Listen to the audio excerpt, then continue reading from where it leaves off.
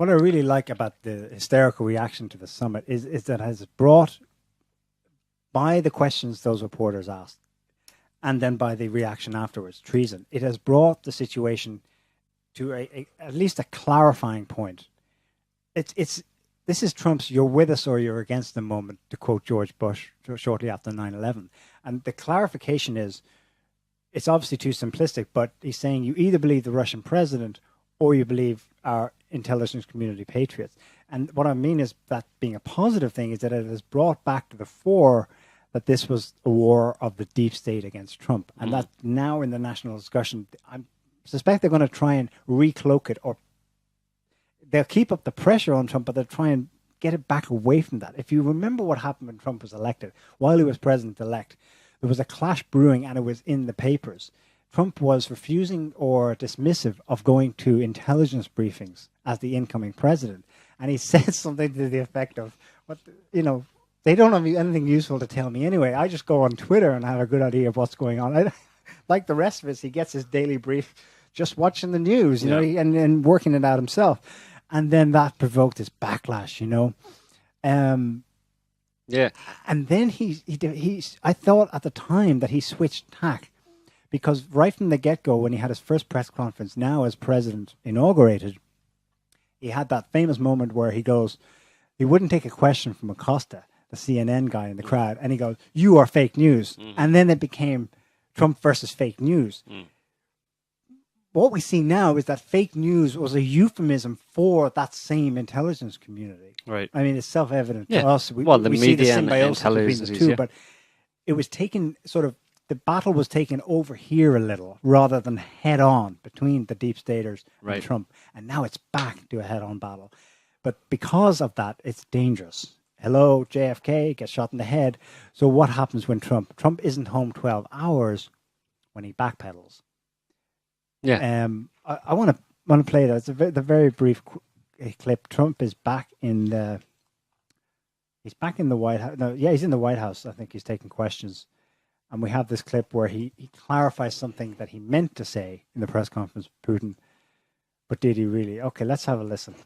Let me begin by saying that, once again, the full faith and support for America's intelligence agencies. I have a full faith in our intelligence agencies. Whoops, they just turned off the light. That must be the intelligence agencies. There it goes. Okay. You guys okay?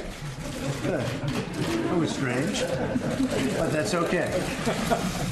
So I'll begin by stating that I have full faith and support for America's great intelligence agencies. Always have to say, I came back and I said, what is going on? What's the big deal?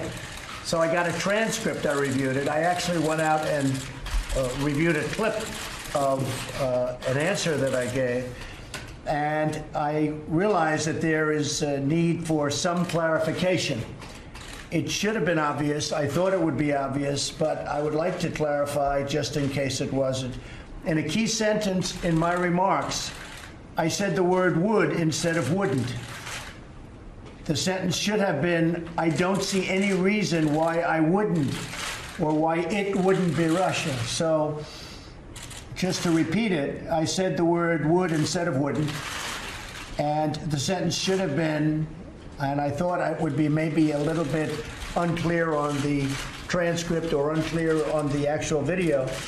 The sentence should have been, I don't see any reason why it wouldn't be Russia. Sort of a double negative. So that's an obvious climb down. Right. And now we can look at it like we used to. Oh, God, he's sold out of the deep state. Well, it's not just he's sold out of the deep state. Can you try and put yourself in his shoes? The freaking pressure, Calderon, of going back into the United States with this going on. So, yeah, he backed down. And you'll notice that he backed down. And there was some weird moment where the power went out. Maybe there was a storm in D.C. or something. And the lights flickered just as he was about to say this. Just as he was saying, I have complete faith in our intelligence agencies. In the intelligence agencies. And his arms are crossed and he's looking her down. Oh. It's getting spooky, literally. Yeah. But I mean, the interesting thing is that he backed down. But then I think the next day he announced that Putin was coming to the White House. Right. Which is like, so that seems to be what he does. He kind of plays. He's dancing around and plays, gives a little bit, but then he tries to carry on in his with his plan, whatever it is, and his plan seems to be, at least on the Russia front, international relations, is to have better relations with Russia, and that's what he's pushing forward with, obviously, by having Putin come to the White House. Whether or not Putin will come is a different story, but on the media and him, so that's an interesting point you mentioned about how the Trump, when he talks about fake news, he's really also indirectly talking about the intel agencies, because he may well be aware that, he is aware, because he's talked about leaks coming from the FBI to the media and stuff. So the FBI is an intelligence agency, and they're obviously complicit in leaking information that's damaging to Trump, etc., leaking bullshit and lies, passing out official documents or inside sources tell me this to the media that are damaging to Trump and push the deep state agenda. But and that's not no surprise, and shouldn't be a surprise. It's been in Western media, in the Western press over the years. It's, you're not allowed to say it so much anymore, but back 20, 30 years ago, there was lots of articles about, in the Western mainstream media, about how intel agencies in Europe and in the US were very much hand in glove with the media. There's an article from The Guardian from 1981, December 1981. The title of it was "How the Secret Service Shaped the News." As a journalist, Richard Fletcher at the time said that for over 30 years, the British Secret Intelligence Service, that's SIS, the forerunner of MI6, ran a worldwide network of news agencies which, at their peak, had some 250 employees and for 15 years acted as sole agents for Reuters in the Middle East. So Reuters news agency was 100% completely infiltrated by British intelligence, and they were spreading. And that's not impartial news. That's not objective news. That's not free press. People have the idea that there's a free press. People. Idiots, frankly, keep talking about there being a free press in the Western world. Of course there's not a free press. It's government controlled, and it's going to give you a very subjective, very biased view of what the government wants, of what the government would like you to see, and they're going to have a vested interest, not free or objective at all. And that's in the UK, for example, when it's like the Guardian is privately owned, but and Reuters is supposedly an independent news agency, but it's infiltrated by MI5. So it's not even when it's like the BBC, for example. The BBC is a state-run organisation. You'd think that the BBC would be overrun with British intelligence agencies or agents or operatives, but it's not limited to state-run broadcasters. It includes, as this guy says, it includes the Guardian, it includes Reuters, but even if it's not, the idea that the press is free in the US, where everybody says, well, we have a free press because it's all independent. There's basically hardly any state-run, media outlets or news outlets in the US. But those, like Jeff Bezos, owns the Washington Post, right? Do you think that Jeff Bezos, when he paid all that money for the Washington Post, or anybody else who owns any of these other supposedly independent news outlets, do you think the owners who paid all that money for them don't have a vested interest in them making money at the very least? Of course they do. Mm-hmm. So are they not then going to have an influence on what gets published, what angle is taken, if only in the interest of making the paper more profitable?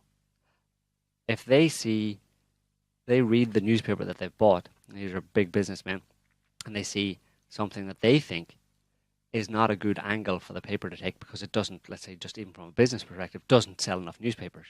Do you not think they're going to put some influence on the editors to say, listen, we should maybe take a different approach in this because that way it'll make more money?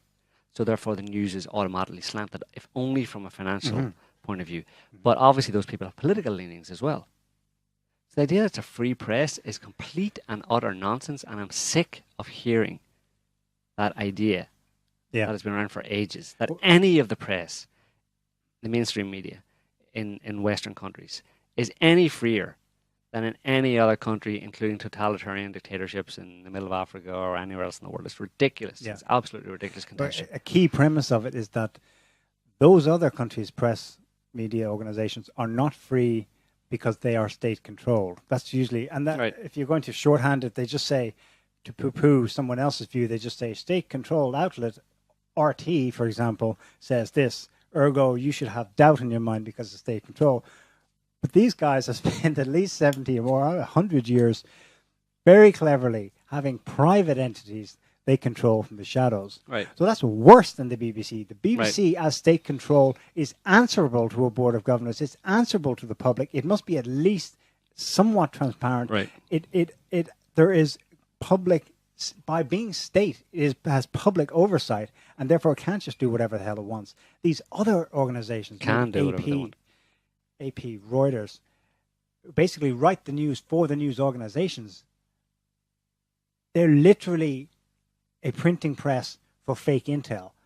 Fake intel to fake news. Yeah. So when Trump's bashing fake news, he's bashing... But there's so many problems with it across the board. The other problem is the fact that even if it was an independent media organization, a big media organization, when they're talking about politics or what's going on in the world or geopolitics, most of them are entirely dependent on intel agencies for their inside scoop, right? I mean, how many of them report that sources in the CIA said, sources in the Pentagon said, sources in the FBI said? That's individuals in those organizations, intel agencies, telling these media organizations what's actually happening. And you have to assume that those intel agencies and those individuals who are giving them that information do not have an agenda, aren't pushing a load of bullshit. You have to assume that that's the case for you to believe in a free press, objective news. This is what's really happening. It's just mind-numbingly stupid